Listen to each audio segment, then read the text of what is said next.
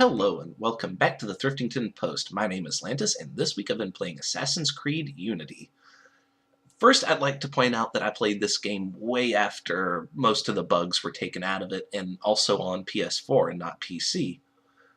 So with that said, this game is an Assassin's Creed game like any other. You run, you jump, you climb over walls, you stab a bunch of people, you go through a series of missions.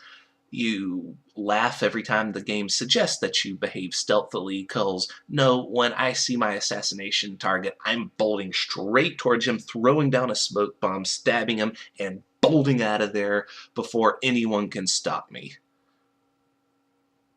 And I love this game. It is so much fun.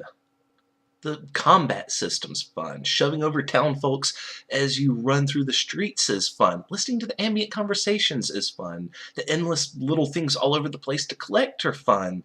The game's story is really, really stupid, actually. I'm not sure what they were thinking there. But this is a great game. I don't understand the criticism of, this is just a game. The criticism that I've heard a lot of other reviewers say that it's just like all the other Assassin's Creed games, so that makes it bad. Like, oh, it'd be great if they just got rid of all the parkour nonsense. I don't understand that. That's the core mechanic of the game, is the whole parkouring thing, the free running stuff. I just don't understand how someone could criticize a game by saying this game would be good if it's a completely different game. Why not just play a completely different game then? Because if you want this game to change so absolutely, then wouldn't that just take it away from people that do like the game as it functions now? I mean, yeah, it's super samey with all the others, but I liked all the others. And, I mean, I've never heard anyone critique Mario by saying, oh, it's just the same platforming nonsense again. They really need to take that stuff out or minimize it a great deal. Or, I've never heard, Wind Waker had a boat, but Twilight Princess didn't have a boat. Way to take a big step back, Nintendo. It's two entirely different games. The one has its gimmicks, the next one has its. This one's gimmicks was apparently the online mode, which I didn't care for at all, or use at all. Actually, didn't you have to have PS Plus for that? I don't know. I didn't really look into it.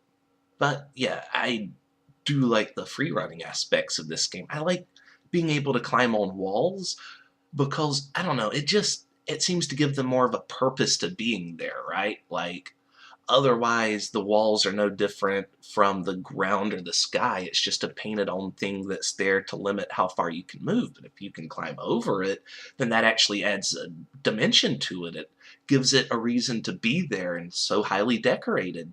That's part of the reason why these games keep taking place during such, the times that big, giant cities that were highly decorated existed and had great architecture. Is so you can then crawl all over them to really appreciate all the nooks and crannies of these buildings. You have to find the nooks and crannies because that's where you put your fingers as you're climbing up them, right? So, yeah, it's not just wasted development time where all you can see is like the first third of a building and the rest of it's really too far away for you to distinguish. It gives them a good reason to actually make even the roofs of buildings look decent.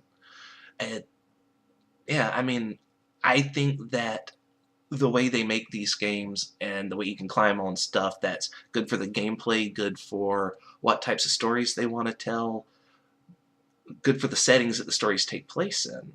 I think it's all one big perfect matrimony. Though, I guess that's about all I have to say about Unity. I enjoyed it.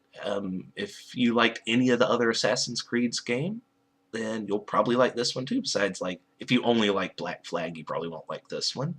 But still, yeah.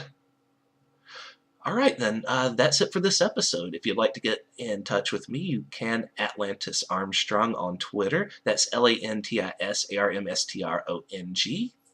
Thank you for watching, and I'll see you later.